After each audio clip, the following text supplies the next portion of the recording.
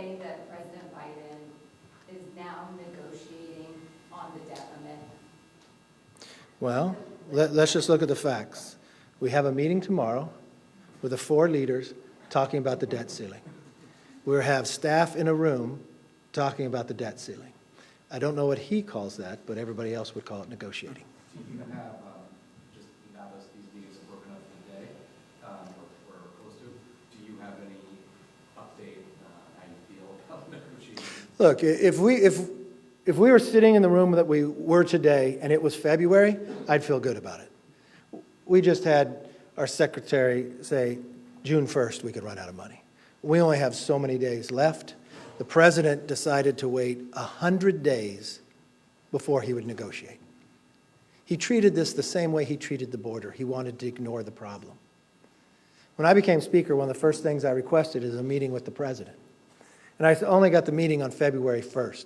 And I wanted to sit down with him to talk about how could we solve the debt ceiling problem, curve the way we've been spending money, find places we can save for the taxpayers. I mean, who would think if you appropriated COVID money that sat there for 2 years, that you passed a bill that the pandemic is over, that you could pull that money back with savings? What about growing our economy? Instead of watching our energy bills go up and the stock market go down, what about having the stock market go up where retirement accounts go higher, where you have more money in your pocket because your energy costs are less? What about the idea of helping people get back into the workforce because the supply chain will be better, the work requirements, helping people work? All of that I felt would be very positive. I talked to the president about it back then.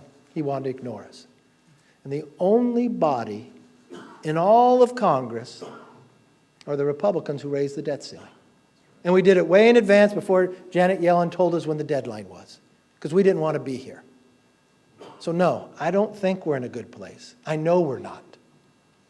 This ignoring the problem, thinking it's going to go away, he could bumble his way just into a default like he did on the border. That's what we didn't want to have happen. So we raised the debt limit. We're protecting. I don't know, maybe his secret plan is to wait till the last minute and pass our bill. I'm okay with that. What does this meeting tomorrow, what does a successful meeting look like to you? What would need to happen to make you feel a little bit better about it? They would have to get serious about negotiating. They would have to really talk about where they're going to go. Look, the way the founders designed this whole government, the House takes an action, the Senate takes an action, you go to conference, the president decides he's going to sign it. Unfortunately, only one House has taken action. But it seems to be a continual pattern. When D.C. wanted to decriminalize all the actions, the House took an action, the president said he would veto it, 170-some Democrats voted against it, and then it passed the Senate against Schumer's beliefs, and the president signed it. When we had a border with Title 42 going to be lifted, they ignored the problem, the House again took action.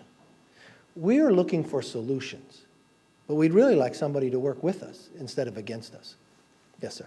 You mentioned the border. Yes. Some members of Congress have expressed support for including border security measures within the debt ceiling bills. That's something you support? Look, I think the president, I told him early on, if he finds some other policies that we can put in to make the country safer, make it stronger, I'm more than willing to talk about that.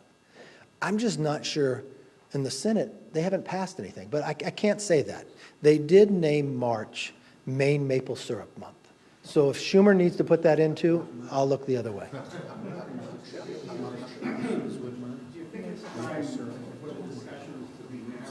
Yes. Look, if you look at, we all know how this works. When President Trump was in office and Nancy Pelosi would not pass a clean debt ceiling, when she said their party would not do it, he assigned Mnuchin, and then they negotiated.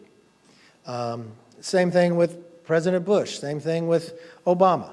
Unfortunately, here is the way the president has ignored it for 100 days, and then he still hasn't taken it serious. We only have so many days left in session to deal with this. So you would like bilateral talks between you and the president without... You know, I haven't hid from that. That's been from the very first day. When I went to meet with the president, it was the president and I.